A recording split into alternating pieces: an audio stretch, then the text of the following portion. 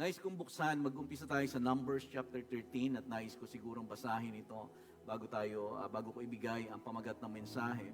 Kung meron tayong Tagalog, ganito ang ating mababasa. At humarap kina Moses, Aaron at sa buong bayang Israel na natitipon noon sa Paran, sakop ng Kades. Iniulat nila, ito yung patungkol sa spies na kung saan ang bayang Israel ay nais ng Panginoon na dalhin sa tinatawag na lupang pangako, and later on tinawag na Canaan.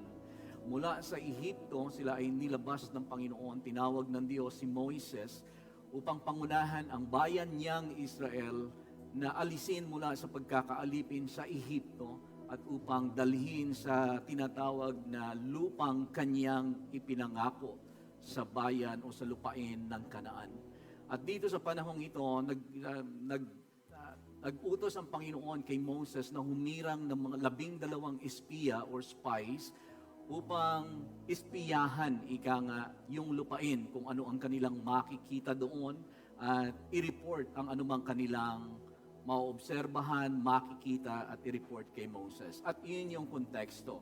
Ulitin ko ulit ang pagbabasa. At humarap kina Moses, Aaron at sa buong bayang Israel na natitipon noon sa Paran, sakop ng Kades. Iniulat nila ang kanilang nakita at ipinakita ang mga uwi nilang bungang kahoy. At sabi nila, pinag-aralan namin ang lupain at natuklasan namin ito'y mayaman at masagana sa lahat ng bagay. So yun yung nakita nila sa lupang pangako.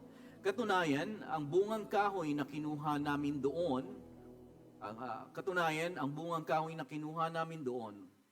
ngunit malakas ang mga taga roon, malalaki ang lungsod at matitibay ang mga pader. Bukod dito, naroon din ang mga lahi ng higante, sakop ng mga Amalekeo, ang Negeb, ang kaburulan naman ay tinitirhan ng mga Hiteo, Jebusite and Amorite, ang hirap banggitin sa Tagalog. Mga Kanineo naman ang nasa baybay dagat at sa tabi ng ilog Jordan. Pagkarinig ni Caleb nito, subalit pinatahimik ni Caleb ang mga taong bayan na nagrireklamo na noon kay Moses. Sinabi ni Caleb, hindi tayo dapat mag-aksaya ng panahon. Lusubin na natin sila sapagkat kaya natin silang gapiin. Ngunit sumagot ang ibang espiya kasama niya, hindi natin sila kaya sapagkat mas malakas sila kaysa sa atin. Hindi maganda ang kanilang ulat tungkol sa lupaing pinasiyasat sa kanila. Ito ang sinabi nila, malalaking tao ang nakatira doon at sinimulang magtangkang sumakop sa kanila ay lalamunin nila. Nakita namin doon ang mga higante. Sila ay mula sa lahi ni Anak. Nakita namin doon ang mga anak, mga tipaklong lamang kami kung ihahambing sa kanila. Amen. Ang pamagat ng ating tatalakayin sa umagang ito, maaaring narinig ninyo but pinamagatan nating take possession of your promised land. What's keeping you out? So yun yung parang pinamagat ko lang na para mas maunawaan natin. Pero actually, later on, ang talagang original ko na title nito is What's Keeping You Out from Your Promised Land? Ano ang pumipigil sa iyo na pasukin ang lupang pangako mo mismo? Ang historical na promised land ito ay lupain ng Kanaan. Makikita din ninyo sa screen yan. Ito ay lupain ng Kanaan na ibinigay ng Diyos sa kanyang bayang Israel sa pamamagitan ng pangako. A promised land, historical promised land, is a land that God has given to the children of Israel based on a promise. So ibinigay ng Diyos sa lupang Israel base sa isang pangako. So ang ibig sabihin, kapag base ito sa isang pangako, ito ay hindi base sa iyong performance.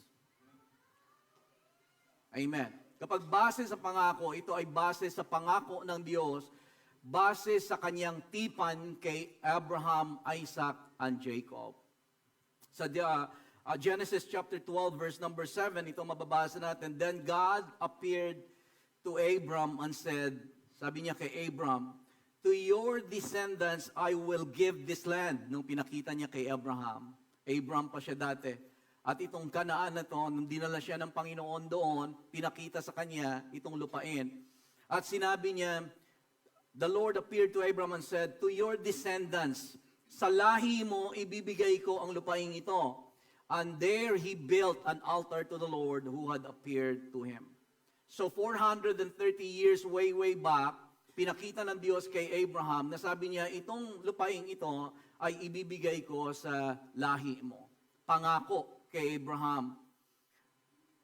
It was yung historical land ng Promised Land, it was an inheritance God prepared for His people. Ito ay inheritance. Sabihin natin yung word na inheritance. So ang word na inheritance ay pamana ng Diyos sa kanyang bayan.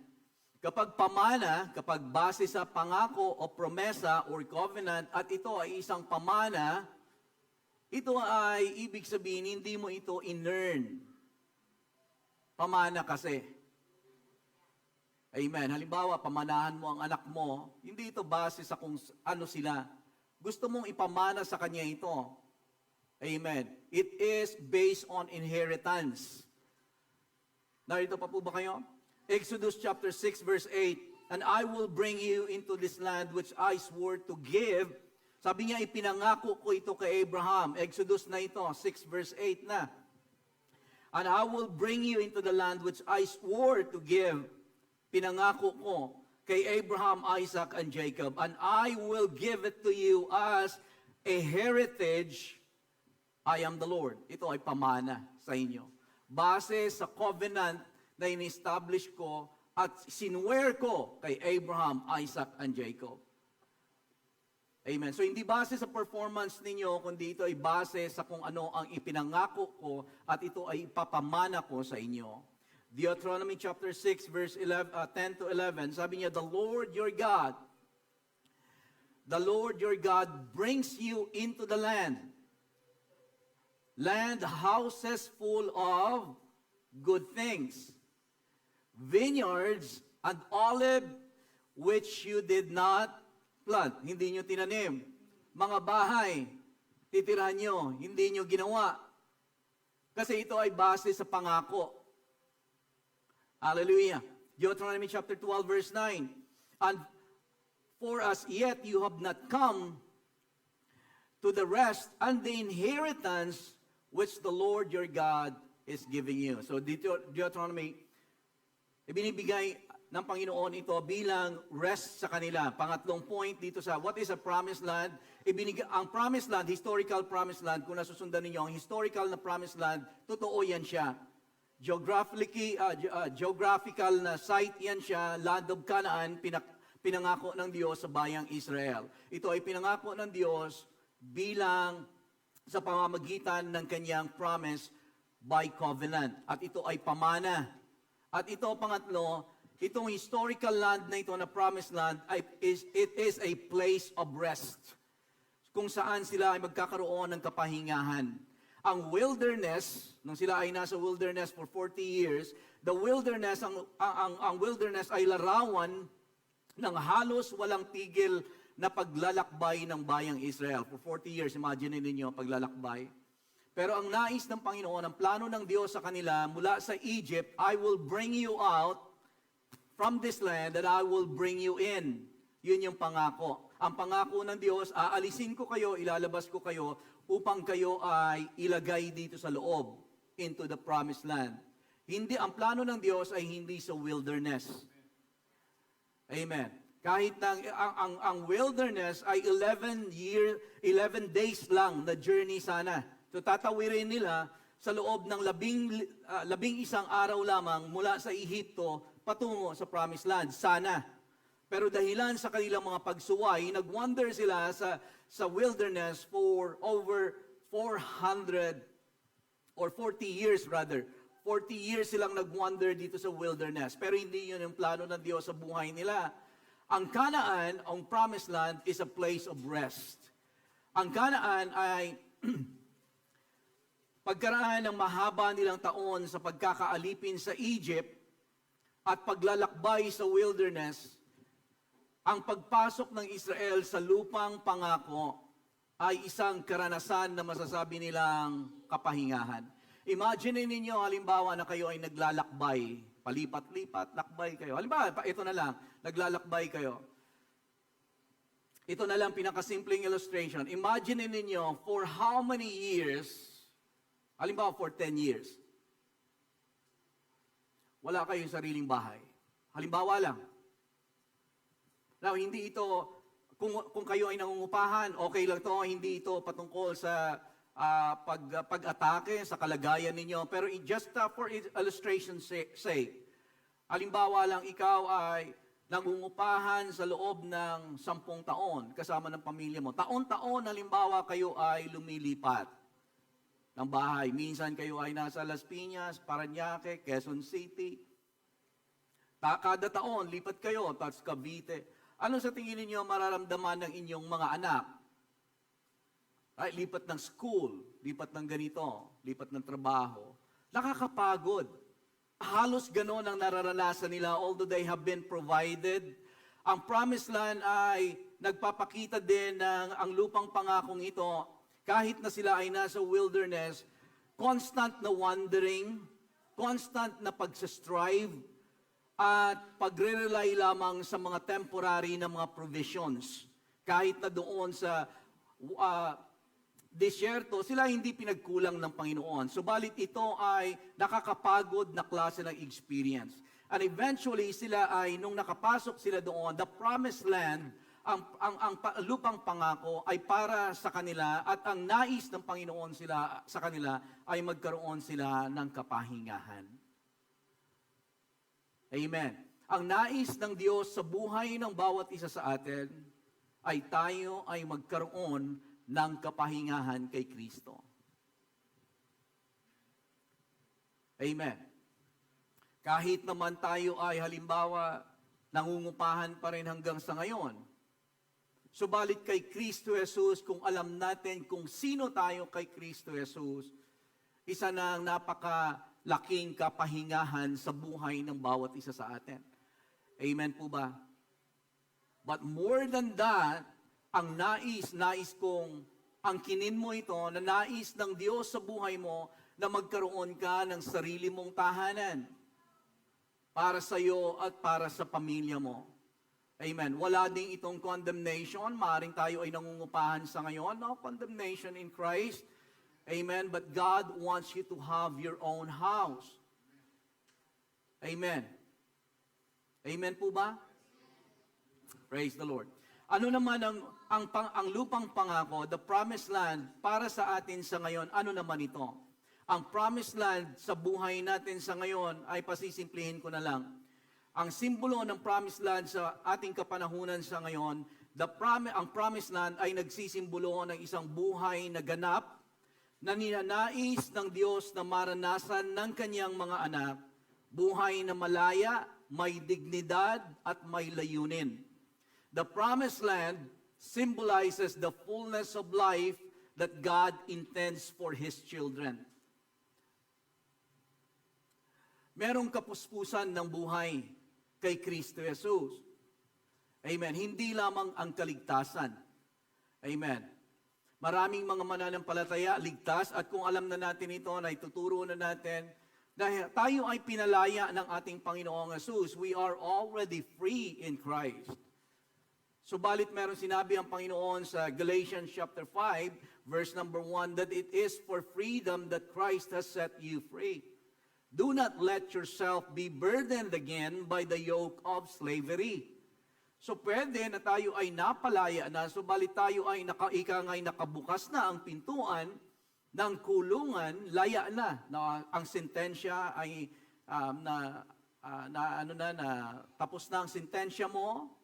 Katulad ng in-illustrate natin nung nakaraan, nakabukas na ang rehas, malaya ka na.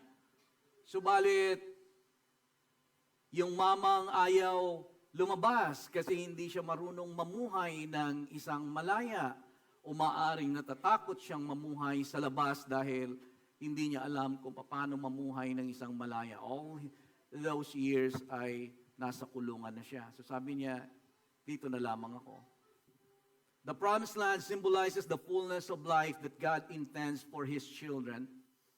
A life of freedom, a life of identity, and a life of purpose.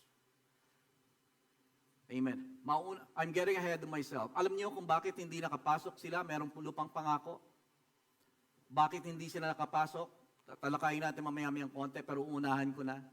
Hindi sila nakapasok sa lupang pangako because of number one, unbelief. Hindi nila pinaniwalaan ang pangako ng Diyos. Sa kapanahunan natin sa ngayon, maraming mga Kristiyano ang hindi nakakapasok sa fullness of life that God intended for them to live dahil sa unbelief. Hindi totoo yan. Kathang isip lang yan. The promised land is real.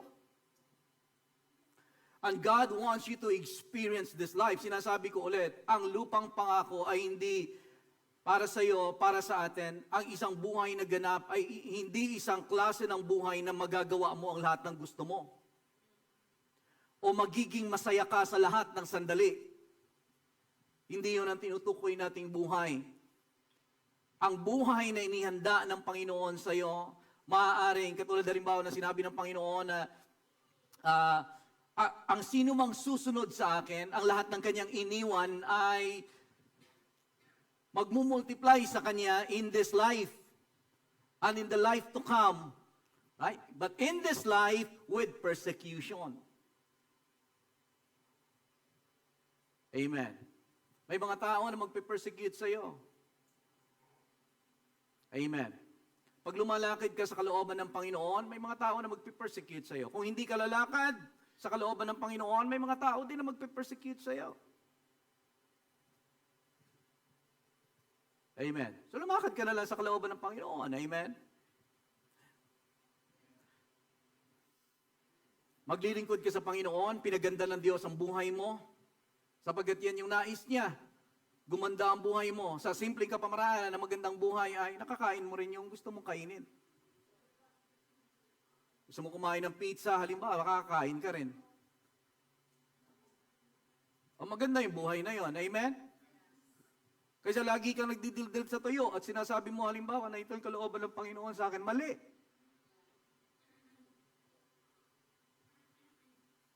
Amen. Eh sino palang kakain ng pizza? Yung mga drug lord.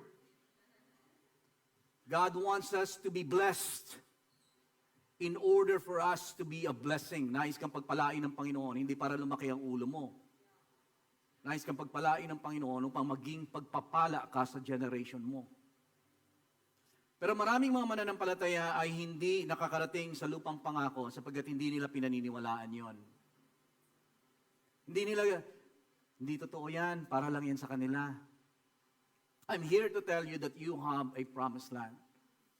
God has a promised land for your life. Yun yung una kong hamon sa'yo. Ano man ang kalagayan mo sa ngayon, hindi pa tapos ang Diyos sa'yo. Huwag mo rin sabihin na, tanda na ako, okay. Pero ulit, ito ay pangako, hindi base sa performance mo. Basta pangako, binibigay ko sa iyo. Minsan, alam niyo yung mga pangako ng Panginoon sa atin, hindi natin nararanasan, hindi dahil sa ayaw ng Diyos na maranasan mo. Kasi ang mga pangako in the first place, kaya siya ibinigay, ay para maranasan. Pero ang mga pangako, most of the time, hindi natin nararanasan because, una na, unbelief. Hindi natin pinaniniwalaan. Pero ang lahat ng pangako ng Diyos ay ibinigay upang maranasan. Ang promised land ay ipinangako upang tirhan at maranasan. Ang promised land is a good land, a large land. It's a land flowing with milk and honey. Stop questioning whether God has something prepared for you. God has prepared something for you. The real question is, hindi yung does God have something for me? Meron ba, hindi yan yung question. Meron ba talagang pinipare si Lord sa akin? Hindi yung question. The real question is, will you step into it? Kasi meron talaga. Meron pangako ang Diyos. Naniniwala ako sa inyo. Naniniwala ako sa bawat isa sa inyo. May gaganapin kayo sa mundong ito na tanging kayo lang ang makagaganap. Walang ibang makagaganap ng the way na gaganapin mo. Hallelujah. Praise the Lord. Sana lang meron akong mas mahabang oras. Ang pangalawa na naghinder sa kanila ay wrong focus. Sabihin natin, wrong focus. So ito yung naghumadlang sa kanila para hindi sila makapasok sa promised land. Hindi nila maranasan ang isang buhay na ipinangako ng Diyos para sa kanila. Ang inihanda ng Diyos para sa kanila na para sana maranasan nila ay hindi nila naranasan. Una, unbelief. Pangalawa, wrong focus. Iba, ang tuon nila nasa higante. Wala sa kanila kung sino ang Diyos na kasama nila. Number 13:28. Nevertheless, sabi nila, the people who dwell there. Sinabi nila, nireport nila ito. Sabi nila, nevertheless, gayon pa man, the people who dwell in the land are strong. Yung mga tao na nakatira doon, nakita namin ang promised land, napakaganda. It's really our land flowing with milk and honey, a large land, napakaganda ng lupain. Mayaman ng lupain. Pero, ayun yung nagmi-make ng difference doon sa mga sentence natin talaga May plano ang Diyos sa buhay ko. Mabuti ang Diyos. Pero, dapat yung pero mapunta doon sa kabila. May nararanasan ako, pastor. May challenges ako. Talaga nga medyo hindi biro. Pero,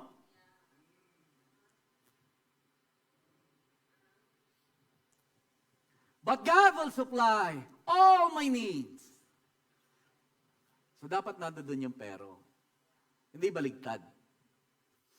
Sila baligtad However, or nevertheless, the people who dwell in the land are strong. The cities are fortified and very large. Moreover, we saw the descendants of Anak there, 31. But the men who had gone up with him, kasi sinabi dito ni Caleb, sabi niya, shh! Caleb quieted the people and said, let's go up at once. For we are well able to conquer the land. Biruin mo, 12 spies, 10 nagsabing, hindi natin kaya. 2 nagsabing, ngayon na! Sugurin natin, kayang-kaya natin. Anong pagkakaiba? Caleb had a different spirit. Iba espiritu ni Caleb. Iba kaysa sa iba. Yun yung mga kailangan nating espiritu sa generation na to. Amen. But the men who had gone up with him, we are not able to go up against the people, for they are stronger than we. There, sabi niya sa 33, there we saw the giants, the descendants of Anak from the giants. At ito yung pangatlong point ko na nalagpasan ko na lang yung isa. Yung number 3 actually is fear, natakot sila kung bakit hindi sila nakapasok. Ito yung pang-apat rather, nagagawin kong pangatlo, gawin natin pangatlo. So una, unbelief. Number 2, wrong focus. And number 3 is distorted identity na tinatawag. Distorted identity na kung saan sa 33, balikan natin yung scripture na yun sa Sister Erica, there we saw the giants, the descendants of Anak, came from the giants, and we were like grasshoppers in our own sight, and we were in their sight. Distorted ang kanilang tingin sa sarili nila. Distorted identity ang tawag dyan. Sabi nila, mukha kami mga tipaklong kumpara sa kanila. So ang distorted na identity is a grasshopper mentality. A grasshopper mentality refers to a mindset. Klase siya ng pag-iisip. Deep-seated mindset of deep-seated inferiority. So, nasa kalooban mo yan, sa loob mo. Sa loob ng isang tao na inferior lagi nakaisipan, inferior. So kapag halimbawa, ang tingin niya inferior, lagi yan siyang, kasi lagi, ganito, kapag halimbawa, mahilig kayo magkumpara, doon yun na, hindi maganda yan siya, na ugali, yung pagkukumpara. Kasi either, na yung pinagkukumparahan ninyo, ay maging, ang tingin ninyo maliit, so magiging mayabang kayo. Or kaya naman, kapag yung pinagkukumparahan ninyo ay malaki, magiging inferior kayo. Ang tingin ninyo. Kaya hindi maganda na pagkukumpara. Laging dapat ang identity mo kung sino ka. At hanapin mo ang identity mo hindi sa kung sino ka, hindi sa napag-aralan mo, hindi sa laman ng bank account mo. Ang identity mo ay laging na kay Kristo. Para hindi ka mamaliit ang tingin sa sarili. Amen. But a grasshopper mentality is a mindset, a deep-seated, a mindset of deep-seated inferiority, self-doubt, and powerlessness. Na people with this mindset constantly feel inadequate. So parang wala silang kakayanan lagi, hindi nila kaya, hindi nila magawa kung ano ang dapat na gawin. Inadequate. They believe that they are too small or unqualified to overcome obstacles and shrink away from challenges. Ayaw nila ng mga challenge. In fact, itong mga taong ito, ayaw nila ng responsibility. Pag binigyan mo sila, halimbawa na pwede ka ba mag-lead sa ganito, sasabihin nila na, hindi po ko po kaya yan, wag na lang po ako. Causing them to predict failure before they even try it. So sila may kaisipan na, bago nila subukan ng isang bagay, hindi ko na kaya yan. Right? Nagpa-paralyze din ito, itong kaisipan na ito, it paralyzes individuals from pursuing their goals or stepping into their full potential. Distorted identity. Isa yun na hadlang sa kanila upang ma-experience nila ang kanilang promised land. Inferiority. Complex. Laging, ang iba sinasabi na hindi ako qualified. O sasabihin ko sa iyo, ito yung siguro huling, for the sake of time, huling hamon ko sa atin. Don't disqualify yourself. Huwag mong i-disqualify yung sarili mo for that promised land. Ang ipapakita ko lang sa atin na scripture, babasahin ko lang yung Colossians chapter 1, verse 12. Colossians chapter 1, verse 12. Giving thanks to the Father who has qualified us to be partakers of the inheritance of the saints in the lights. He has delivered us from the power of darkness and conveyed us into the kingdom of the Son of His love, in whom we have redemption through His blood, the forgiveness of sins. Balik natin doon sa 12, Sister Erica. Giving thanks to the Father who has qualified us. Huwag mong i-disqualify yung sarili mo, kapatid. Qualified ka na kung ikaw ay mananampalataya ng ating Panginoong Jesucristo.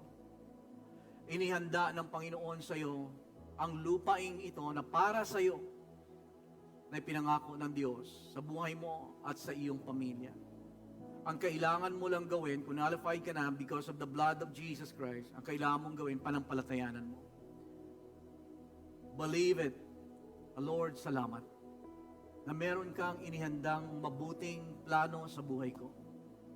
Isang planong ganap at kasiyasiya. Salamat, Panginoon, na hindi ka patapos sa paggawa ng mabuting bagay sa buhay ko.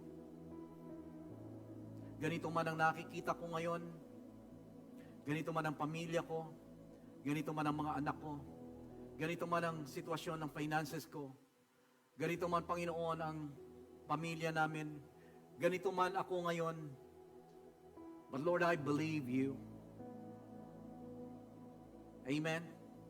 At huwag kang magkakaroon ng grasshopper mentality sa Panginoon. Kinwalify tayo ng Panginoon. Kasama natin ang Diyos. Greater is He that is in us than He that is in the world. Panatiliin lamang natin ang ating focus na laging nasa Panginoon. Kasi kung ang focus mo ay nasa iba, sa nararanasan mo, sa circumstansya mo, kung anong nangyayari sa'yo, manliliit ka talaga. yan yung gagawin ng kaaway sa'yo. In fact, yun yung ginagawa ng kaaway sa buhay ng bawat isa sa atin. Mamaliitin tayo, i-intimidate tayo sa pamagitan ng pagsasabi sa'yo na, tingnan mo nga yan, tingnan mo nga yan, tingnan mo nga yan, tingnan mo nga yan. Right? Kapag naririnig na ninyo sa isipan ninyo yon, yung tingnan mo nga yan, tingnan mo yan, tingnan mo siya, tingnan mo to, tingnan mo to. Right? Ibalik natin sa Panginoon, tingnan mo ang Diyos. Amen. Tingnan mo kung sino ang kasama mo. Tingnan mo kung ano ang ginawa ng Diyos sa buhay mo. Tingnan mo kung saan ka dadalhin ng Diyos. Tingnan mo ang ipinangako ng Diyos sa buhay mo. Amen. And let's take possession of the land. Amen. Kailangan ka ng generation na ito. I'm not saying this na para umangat ka, para tumulong ka. But we have to rise up. Amen. Even for yourself, para maranasan mo ang kabutihan ng Diyos sa buhay mo. At upang tayo ay magamit ng Panginoon sa generation na ginagalawan natin. Tayo po lahat ay tumayo.